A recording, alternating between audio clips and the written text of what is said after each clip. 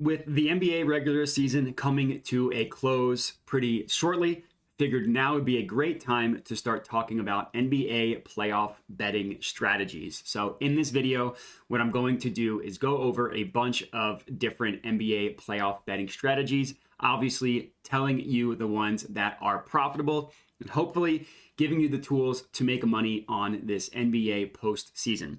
For me, my name is Matt Modi. I am a content producer and betting analyst for OddsJam.com. In a previous life, my full-time role was as a data analyst, just a normal 9-to-5 job, but I have found a home here at OddsJam using the skills that I learned in my professional career as a data analyst and applying that to a passion of mine, which is sports and sports betting.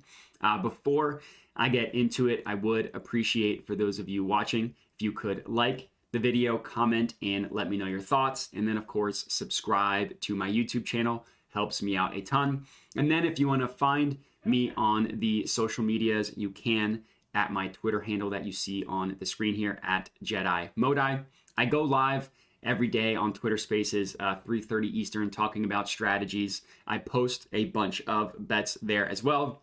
Definitely recommend hitting me up, but we can get right into it. So I have this extremely complicated NBA playoff betting strategies slideshow prepared for you guys so we can get into it. So before we start talking about strategies, we first need to understand the trends that are unique specifically to the NBA postseason.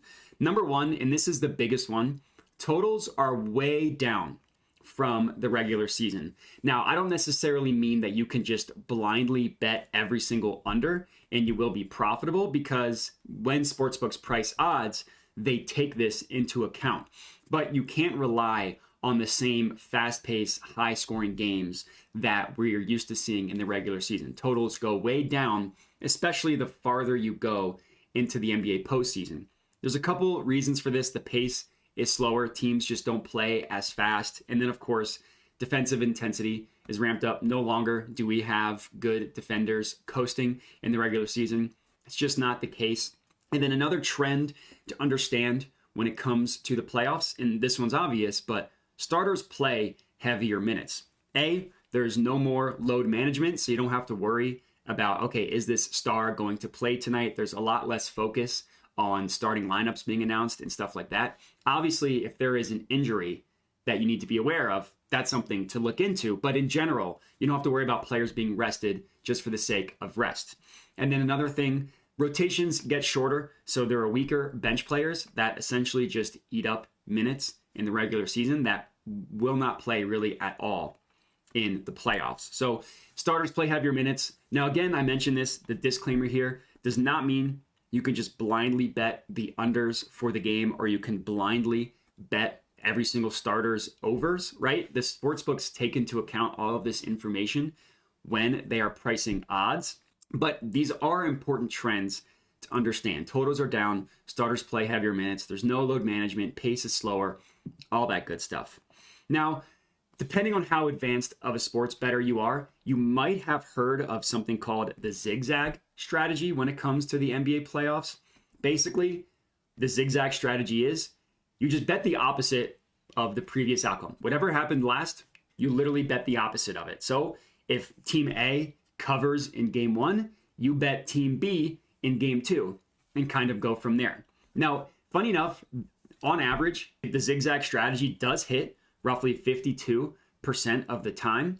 But similar to like blindly betting unders and stuff, it doesn't hit at a rate where you can blindly bet it and be profitable. There are certain specific strategies in the home of the Zigzag Strategy that work. And we can get into that. So profitable Zigzag Strategy. These are trends kind of related to the Zigzag Strategy over the past 10, 15 years that are proven to be profitable. And I can just go through them one by one. A lot of them make sense intuitively, but again, still important to understand. Number one, if the team that was favored in Game 1 loses, they lose straight up, bet them against the spread in Game 2. So the home team loses Game 1, 60% of the time they follow up and actually not only win straight up, but cover the spread in Game 2. I think they actually win straight up like 80% of the time in Game 2. There are a ton of examples of this happening throughout the course of the NBA playoffs. Most notably, LeBron teams historically start slow in the playoffs, right? They always quote unquote feel out the opponent in game one. This also happened a lot to the Bucks, where they start series slow and lose game one and then go on to win the series in 5. So certain things like that, if the team that is favored in game one loses, bet them against the spread. And that's what ATS means. I should mention that. ATS means against the spread. You're going to do that in game 2. Similar to that, but not as unique to literally game 1.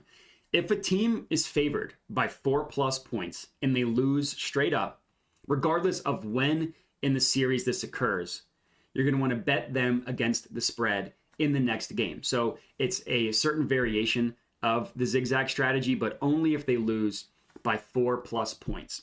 The reason why the cutoff is at 4+, is because looking at the data, that was what the most profitable number was, anything 4 and above. Also because the general thought, right, the general consensus is that home court is worth about 3 points. So we're basically saying these two teams on a neutral court, this team should be 1+ point favorite over the team they're playing. Now, things happen. It's a 7-game series. The lesser team wins all the time in individual game. But if it happens to a team that is favored by 4 or more points, bet them against the spread the next game.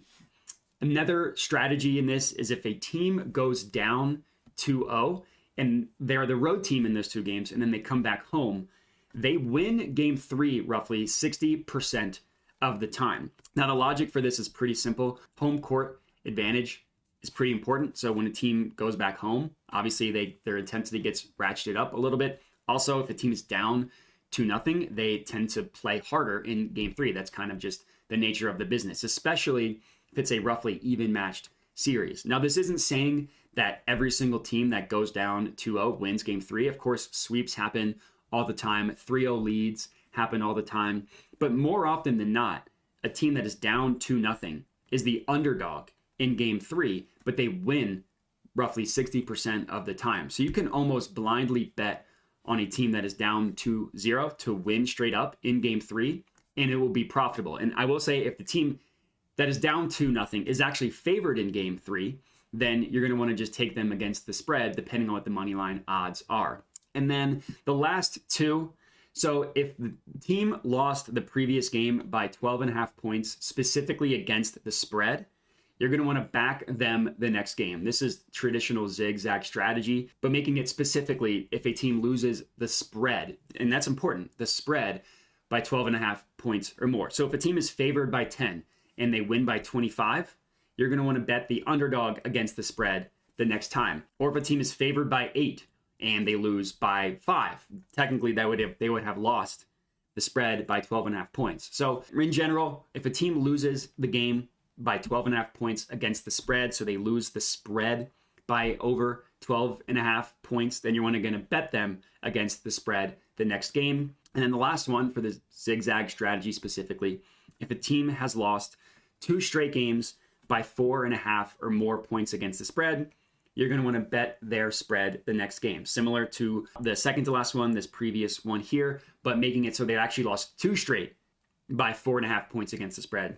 Bet them in the next game. Those are proven to be profitable zigzag strategies. So next up, I want to specifically talk about game 7s and what the strategy is there, because obviously game 7s is the only do or die game in the playoffs if there is a game 7. So not only is scoring down in the playoffs, but scoring in game 7s are significantly down compared to the rest of the playoffs and the rest of that series. Now, it's close that you can almost blindly bet the under in a game 7, almost regardless of what it is. Obviously, you want to make sure that there is some value there. But the logic for this is pretty clear. The teams are tired. 7-game series can be grueling. A lot of times the teams press, so they're not quite as sharp with their jump shots and stuff. And then, of course, defensive intensity is at the highest it will ever be. On average, and I thought this was interesting, the home team covers the spread in game 7 roughly 60% of the time. So not only wins straight up, but covers the spread. But one thing that I've noticed is that rest matters when it comes to game 7s. So this doesn't matter for round one, right? Because round one, everybody has the equal amount of rest. But rounds 2 and on, the team that had the shorter previous series covered roughly 60% of the time. Meaning, if there are 2 teams that are playing in a game 7, Team A had a 5-game series in the previous round. Team B had a 7-game series in the previous round. Team A covers 60% of the time. So rest, in terms of previous series, actually matter a decent amount when it comes to game 7. But regardless of what you do, of all of these strategies, you need to line shop and find the best odds. So this is obviously not a playoff game. This is a random NBA game. But look at how much the odds vary from sportsbook to sportsbook for this play. Now we see some sportsbooks have the Wizards as 1-point favorites. And then we see that there are sportsbooks that have the Wizards as plus 2.5-point underdogs, and then everything in between. So if you want to back the Wizards, why would you take them at -1 when you can get them at plus 1.5? And they could lose and you could still win your bet. Same thing with the Magic. Why would you bet them at -2.5 or -1.5 if you could get them at +1 and they could lose the game by 1 and you still push your bet? So regardless, you're always going to want to make sure that when you are betting one of these trends that I have identified, you line shop and get the best odds. And then lastly, and this is the case for not specifically the playoffs, but for literally everything, you're just going to want to compare odds to the sharp sportsbooks and make sure you're getting an outlier to these sharp sportsbooks. The 4, Pinnacle being the one given the heaviest weight. Pinnacle is on average the sharpest sportsbook in the world, so you're going to want to give Pinnacle heavy weight. Then you want to look at BetOnline, Bookmaker, and Circa Sports as well. So if we go back to this example, let's run through it. Let's see where these sportsbooks have odds priced and see if we can find some value. So Pinnacle looks like they have the Magic as 1-point favorites here. That's their main line, is the Magic as 1-point favorite.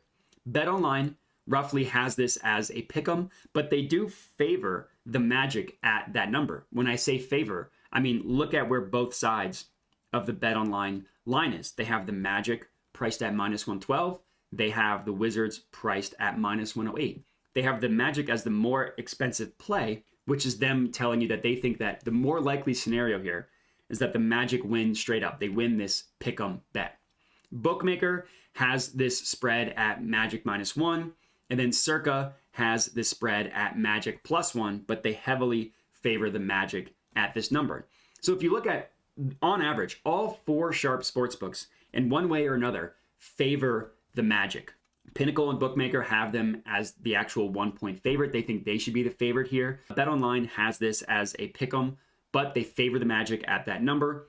Circa is the least high on the Magic, having them at +1, but they have them favored at +1. They have them as the more likely scenario. Same thing here. They have the Magic at -115. They have the Wizards at -106, favoring the Magic. So if I'm looking at betting this game, just from line shopping, we've seen that we can find some value on the Magic at +1. 2 sharp sportsbooks have them as the literal favorite, the -1-point favorite. BetOnline favors them as a pick'em, and Circa favors them at +1. No matter how you slice it, the Magic +1 is a play here, thanks to looking at the sharp sportsbooks. So all of these different trends that I talked about, the most important thing is making sure that you are getting value. Now, I said you can blindly bet on these trends and be profitable, and you can, but you still want to look into each play and make sure you are getting some sort of value. But that's going to be it. So those are a bunch of different NBA playoff betting strategies. So the last thing to do here is just to profit, just to enact these strategies when the playoffs start and profit. So hopefully this video was helpful. If you have any questions, please don't hesitate to reach out. Hit me up on Twitter at JediModi, my Twitter handle here. Comment on the video with questions, and that's it. So again, I hope this video was helpful. I appreciate everybody watching. Enjoy the NBA playoffs when they start, and have a good one.